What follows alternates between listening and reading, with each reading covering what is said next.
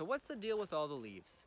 No, I'm not talking about the fall foliage, but rather about two stories at the beginning of the Torah in which a leaf features very prominently.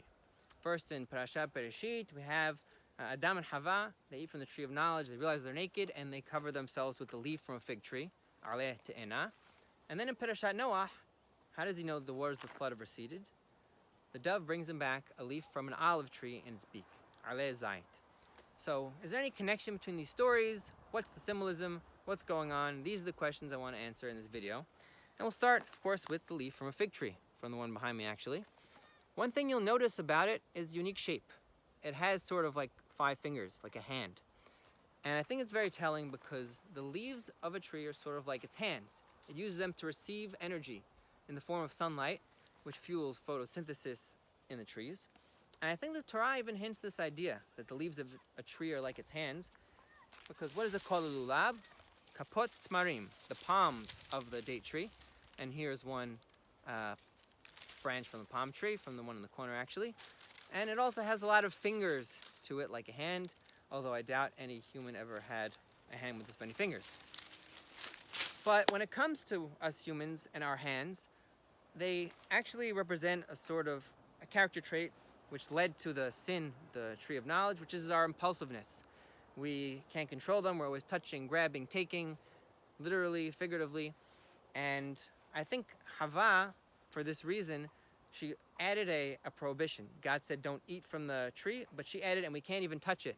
Because subconsciously she knew that if she were to touch and hold the fruit, she wouldn't be able to control herself, she would end up eating it, which is exactly what happened. Maybe this is why God ended up giving them kotonot or, clothing of leather, to wear instead of the fig leaves.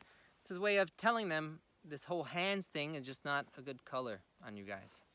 Now enter Noah, and all of a sudden there's this hope that perhaps his birth will usher in a new era for mankind, some change in human nature. And therefore he's called Noah because, as it says,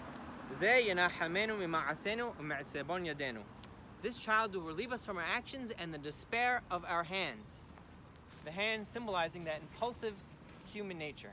And the watershed moment comes when Noah gets that leaf from an olive tree, from the dove. How so? So the leaf from an olive tree looks like a typical tree leaf. Unlike the fig leaf with the fingers out looking like it's ready to grab and take, this looks like a hand with all the fingers together, patiently waiting to receive. And therefore the message is one of patience, moving forward for Noah and his descendants. And what better tree to teach that than the olive tree? Because what's special about the olive is that when you pull it off the tree, it's very bitter. It's not ready to be eaten. It needs to go through a process of curing. And there are different ways of doing this, but what they all have in common is they take a lot of time. Here, for example, is a jar of olives that my kids picked. They put it in a mixture of salt water, and it won't be ready to eat for another 3 months. So they learn, how to be patient. And that's something that Noah internalizes as well.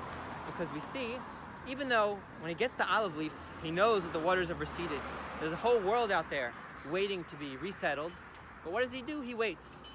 It's not for another 2 months when God tells him explicitly, now's the time to leave the ark, that he leaves the ark and then they repopulate the world and build civilization. And I think it's a lesson we can learn as well. Thanks so much for watching and have a great day.